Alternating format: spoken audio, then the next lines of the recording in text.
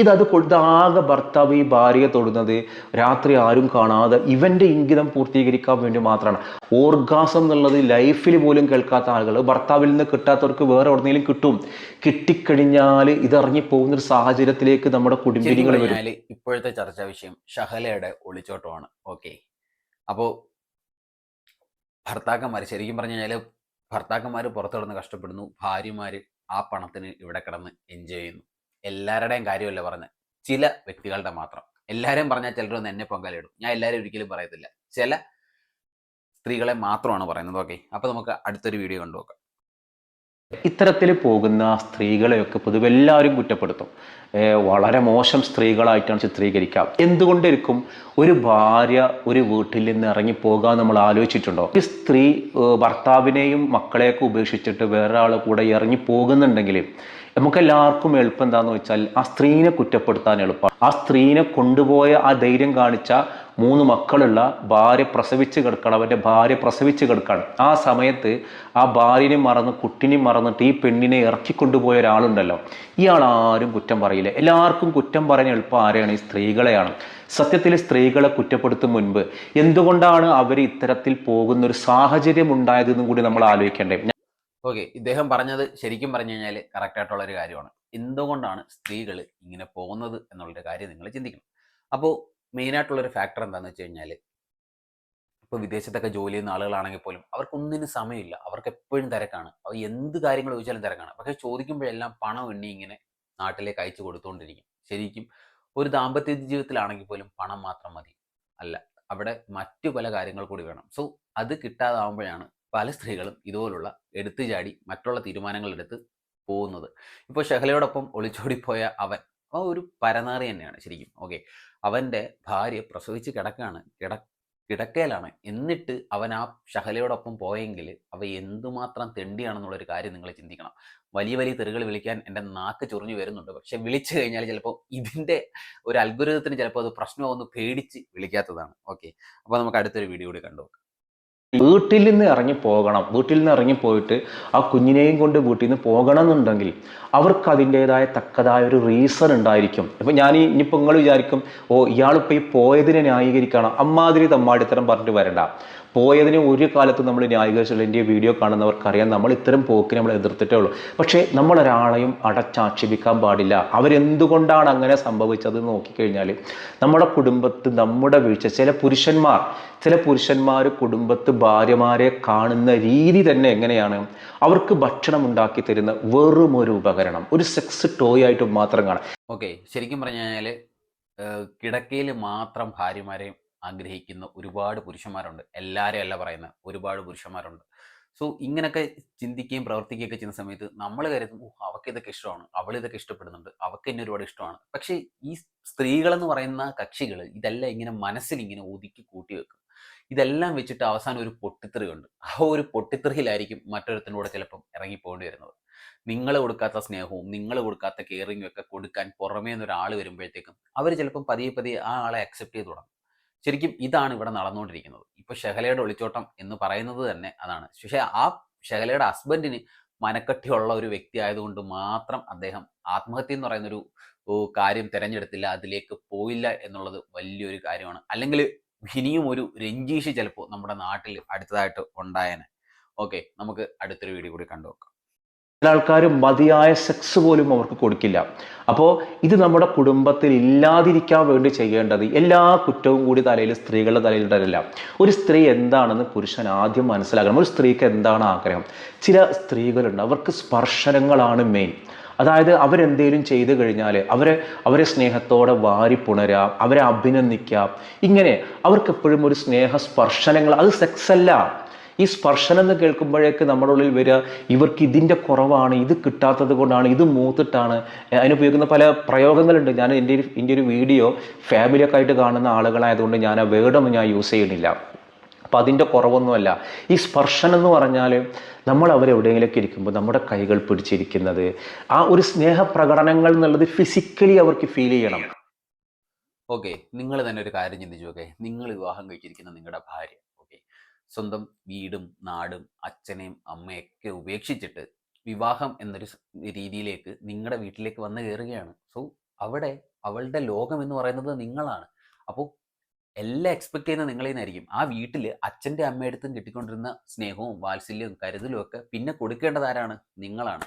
അപ്പോൾ ഒരു വാക്ക് കൊണ്ടോ നോക്കുകൊണ്ടോ ഒന്നും വേദനിപ്പിക്കാതെ നിങ്ങൾ ആ ഒരു കെയർ ചെയ്ത് ആ ഒരു രീതിയിലോട്ട് അവരെ കൊണ്ടുപോകാൻ വേണ്ടിയിട്ട് ശ്രമിക്കുക. ഇതൊന്നും കിട്ടാതെ വരുമ്പോഴാണ് സുഹൃത്തുക്കളെ, നിങ്ങളുടെ ഭാര്യമാരാണെങ്കിലും മറ്റ് സുഹൃത്തുക്കളുടെ ഭാര്യമാരാണെങ്കിൽ പോലും ഇതുപോലെ മറ്റൊരു റിലേഷൻഷിപ്പിലേക്ക് പോലും പോകാൻ ചാൻസ് ഉള്ളൂ. ഓക്കെ, നിങ്ങൾ കൊടുക്കാത്ത സ്നേഹവും കരുതലും ഒക്കെ ഇവിടെ കൊടുക്കാൻ വേറെ ഒരുപാട് ആളുകളുണ്ട്. അത് നിങ്ങൾ മനസ്സിലാക്കണം. അത് ഫേസ്ബുക്കിലൂടെ ആണെങ്കിലും ഇൻസ്റ്റാഗ്രാമിലൂടെ ആണെങ്കിലും വാട്സപ്പിലൂടെ ആണെങ്കിലും ഒരുപാട് വ്യക്തികൾ ഇതുപോലെ സ്നേഹം വാരി വിതറാൻ വേണ്ടി ഇവിടെ ക്യൂ നിൽക്കുന്ന ആളുകളുണ്ട്. അതായത് അവരൊരു മെസ്സേജ് ആയിട്ടോ ഒരു രീതിയിലോ നിങ്ങളുടെ ഭാര്യമാരുടെയൊക്കെ ഫോണിലോ ഫേസ്ബുക്കിലോ ഇൻസ്റ്റാഗ്രാമിലൊക്കെ ഒരു മെസ്സേജ് പോലും അയച്ചിട്ടേക്കാം. ആ മെസ്സേജിന് ഒരു റിപ്ലൈ അവർക്ക് കിട്ടിക്കഴിഞ്ഞാൽ മതി, ബാക്കി കാര്യം അവർ നോക്കിക്കോളും. ഓക്കെ, ഇതാണ് ശരിക്കും പറഞ്ഞു കഴിഞ്ഞാൽ നമ്മുടെ നാട്ടിലിപ്പോൾ നടന്നുകൊണ്ടിരിക്കുന്ന ഒരു കാര്യം. ഇതിനൊരു അറുതി വേണ്ടേ? ഇതിനൊരു അറുതി വേണമെന്നുണ്ടെങ്കിൽ നമ്മളാണ് മുൻകൈ എടുക്കേണ്ടത് തന്നെ. ഇതത് കൊടുത്താകെ ഭർത്താവ് ഈ ഭാര്യയെ തൊടുന്നത് രാത്രി ആരും കാണാതെ ഇവന്റെ ഇംഗിതം പൂർത്തീകരിക്കാൻ വേണ്ടി മാത്രമാണ്. അവൾക്കൊരു ഓർഗാസം വന്നിട്ടുണ്ടോ എന്ന് പോലും ചിന്തിക്കാനുള്ള ബോധം എനിക്കില്ല.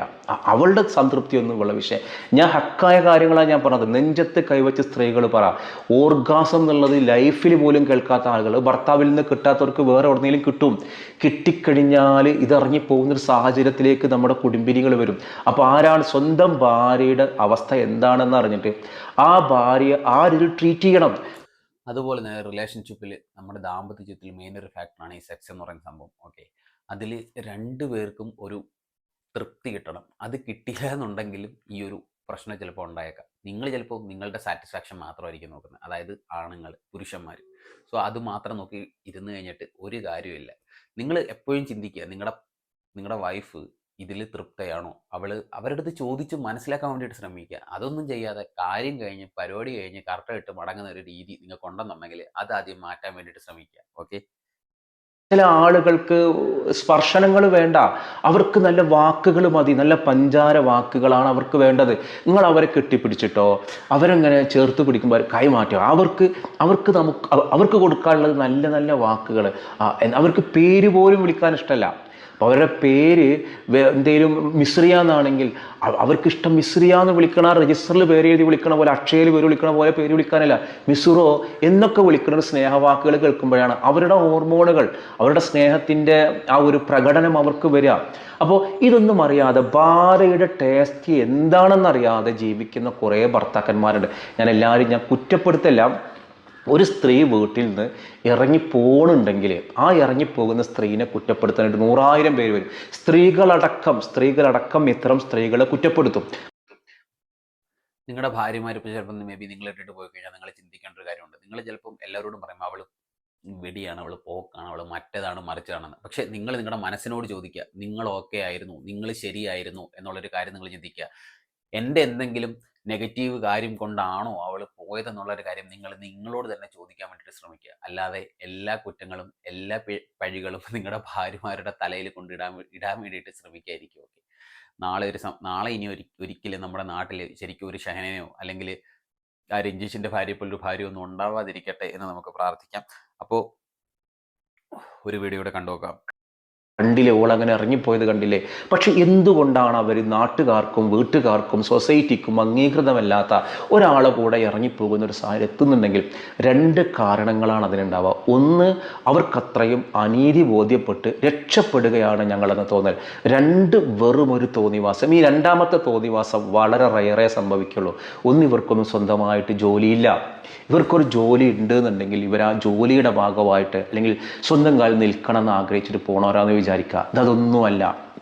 ഒരാൾ ജീവിതം കൊടുക്കുക എന്ന് പറയുമ്പോൾ അപ്പുറത്തൊരാളുണ്ട്, ഓനക്ക് ഭാര്യയുണ്ട്, 3 മക്കളുണ്ട്, ഓൻ്റെ ഭാര്യ പ്രസവിച്ചെടുക്കുകയാണെന്ന് അറിയണത്. എന്നിട്ട് ഓൻ ഇതൊക്കെ ഇട്ടെറിഞ്ഞിട്ട് ഈ പെണ്ണിനെയും വിളിച്ച് പോകുമ്പോൾ ഞാൻ ആ പെണ്ണിനെ ഞാൻ പൂർണ്ണമായിട്ട് ഞാൻ കുറ്റപ്പെടുത്തൂല. നിങ്ങൾ കണ്ടല്ലോ, ഇപ്പോൾ ഈ ഷഹലയുടെ കേസിലാണെങ്കിൽ പോലും ആ കൊണ്ടുപോയവൻ്റെ ഭാര്യ ശരിക്കും പറഞ്ഞു കഴിഞ്ഞാൽ പ്രസവിച്ച് കിടക്കയിലാണ്. പുള്ളിക്കാരി 3 മക്കളുണ്ട് അവന്. എന്നിട്ടും അവൻ്റെ കാമഭ്രാന്ത് തീർക്കാൻ വേണ്ടിയിട്ട് ആ പെങ്കൊച്ചിനെ വിളിച്ചുകൊണ്ട് ശരിക്കും പറഞ്ഞു കഴിഞ്ഞാൽ പോയത്. ഓക്കെ, അവിടെ ചിലപ്പോൾ ഷഹലയുടെ ഹസ്ബൻഡിൻ്റെ ഭാഗത്ത് ഇനി എന്താണ്, പുള്ളി ശരിയാണോ പുള്ളി തെറ്റാണോ എന്നുള്ള കാര്യങ്ങളൊന്നും നമുക്കറിയത്തില്ല. അതിനെപ്പറ്റിയൊന്നും നമുക്കറിയത്തില്ല. പുള്ളി വന്ന് പറഞ്ഞിരിക്കുന്നത് ഇതാണ്: 9 ദിവസമായിട്ട് എൻ്റെ ഭാര്യയും മകനെയും കാണാനില്ല. അവസാനം അറിയുന്നത് മകനുമായിട്ട് തന്നെ ഭാര്യ ഒളിച്ചോടി പോകുന്നതാണ്. ആ കുഞ്ഞിൻ്റെ അവസ്ഥ നിങ്ങൾ ചിന്തിച്ചു നോക്കും, ഷഹനയുടെ മകൻ്റെ. ശരിക്കും ഇവനും ഈ ഷഹലയും അവനും തമ്മിൽ ഒരുമിച്ച് ജീവിക്കുന്ന സമയത്താണെങ്കിൽ പോലും ഈ കുഞ്ഞ് ചിലപ്പോൾ അതിലേക്ക് ഒരു കല്ലുകടിയായിട്ട് മാറാനുള്ള ചാൻസ് ഉണ്ട്. സോ അവൻ അനുഭവിക്കേണ്ടി വരുന്ന പ്രശ്നങ്ങളും കാര്യങ്ങളും ഒക്കെ നമ്മളൊന്ന് ചിന്തിക്കേണ്ടതുണ്ട്. സോ മെയിനായിട്ടുള്ള കാര്യം എന്താണെന്ന് വെച്ച് കഴിഞ്ഞാൽ നമ്മളെപ്പോഴും നമ്മുടെ ഭാര്യയെ, നമ്മുടെ പാർട്ണറിനെ കേൾക്കാൻ വേണ്ടിയിട്ട് ശ്രമിക്കുക, അവരെ സ്നേഹിക്കുക, അവരെ കെയർ ചെയ്യുക, ഇങ്ങനെയുള്ള കാര്യങ്ങളൊക്കെ ഒന്ന് ചെയ്യാൻ വേണ്ടിയിട്ട് ശ്രമിക്കുക. എല്ലാ പഴികളും സ്ത്രീകളുടെ മേല് കൊണ്ട് ഇടാതിരിക്കാൻ വേണ്ടിയിട്ട് ശ്രമിക്കുക. അവർ ഇതുപോലെയുള്ള ഈ ആണുങ്ങളുണ്ട്, കുറേ ആണുങ്ങൾ, അവരെവിടെയെങ്കിലുമൊക്കെ ബന്ധങ്ങളും സൗഹൃദങ്ങളും ഉണ്ടാക്കും. എൻ്റെ ഹസ്ബൻഡിനിപ്പോൾ പഴയ പോലെ ഇതൊന്നും ഇല്ലല്ലേ, ഓനക്ക് ഈ സ്വകാര്യ കാര്യങ്ങളൊക്കെ അറിയാം, എന്നിട്ട് അതിനനുസരിച്ചിട്ട് ഇങ്ങനെ കിടന്നിട്ട് അതിനെ ഇങ്ങനെ തിരിച്ച് ഇവൻ്റെ വലയിലാക്കും. എന്നിട്ട് പാവം സ്ത്രീകൾ ഈ വാക്കും കേട്ട് ഇറങ്ങിപ്പോവും. പക്ഷേ സൊസൈറ്റി മുഴുവനും കുറ്റപ്പെടുത്തുക, അശ്ലീലം, മറ്റത് മറിച്ചത്, ഇങ്ങനെ മുഴുവൻ പ്രാക്ക് മുഴുവനും ആർക്കാണ്? ആ സ്ത്രീക്കാണ്. ഒരു കാര്യം ഞാൻ പറയാം, ആ പോയ സ്ത്രീ അതുകൊണ്ട് സന്തോഷിക്കുകയൊന്നുമില്ല. അവർക്കറിയാം അത് സന്തോഷമൊന്നും ഉണ്ടാവില്ല എന്നുള്ളത്. പക്ഷേ അവരാരോടോ വിരോധം തീർക്കാൻ വേണ്ടി പോവുക. ആ കുഞ്ഞിനെ അതിൻ്റെ വാപ്പാക്ക് കൊടുക്കലാണ് നല്ലത്. ആ കുഞ്ഞിനെ അതിൻ്റെ വാപ്പാക്ക് കൊടുക്കുക. നിങ്ങൾ പ്രസവിച്ച ഒരാളൊക്കെ തന്നെ ആവാം. ഓക്കെ, ഷാല കാണിച്ചത് ഭയങ്കര മോശമുള്ളവരാണ്. ആ കുഞ്ഞിനെയെങ്കിലും ശരിക്കും ആ വാപ്പയ്ക്ക് കൊടുത്തിട്ട് പോകാമായിരുന്നുള്ള കാര്യം. പിന്നെ സ്ത്രീകളോട് എനിക്ക് പറയാനുള്ള മെയിനായിട്ടുള്ള കാര്യമാണ് ഇതാണ്. നിങ്ങൾ ഒരു നാളെ ഫേസ്ബുക്കിൽ അല്ലെങ്കിൽ ഇൻസ്റ്റാഗ്രാമിൽ, വാട്സപ്പിൽ, അല്ലെങ്കിൽ നിങ്ങളുടെ പഴയ സുഹൃത്ത് നിങ്ങൾക്കൊന്ന് മെസ്സേജ് അയച്ച് പരിചയം പുതുക്കി നിങ്ങളോട് നിങ്ങളുടെ കാര്യങ്ങളെല്ലാം തിരക്കി എന്നുള്ളത് കൊണ്ട് മാത്രം അവർ നിങ്ങളെ ഇഷ്ടപ്പെടണമെന്നൊന്നുമില്ല.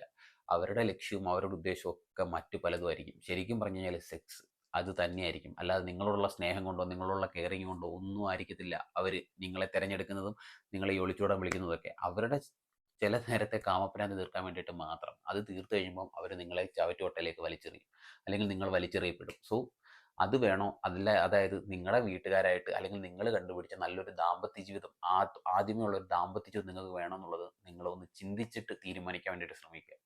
ഓക്കെ, ഇല്ലാതാവുന്നത് ചിലപ്പോൾ സ്ത്രീകളെ നിങ്ങളോടാണ്. നിങ്ങളുടെ ലൈഫ് മാത്രമായിരിക്കും. ഇന്ന് ഒരു ഭാര്യയും മക്കളെ ഉപേക്ഷിച്ച് നിങ്ങളോടൊപ്പം വന്ന ഇവൻ നാളെ നിങ്ങളെ ഉപേക്ഷിക്കില്ലെന്ന് നിങ്ങൾക്ക് എന്തെങ്കിലും ഉറപ്പുണ്ടോ? ഒരു ഉറപ്പ് നിങ്ങൾക്ക് പറയാൻ പറ്റത്തില്ല.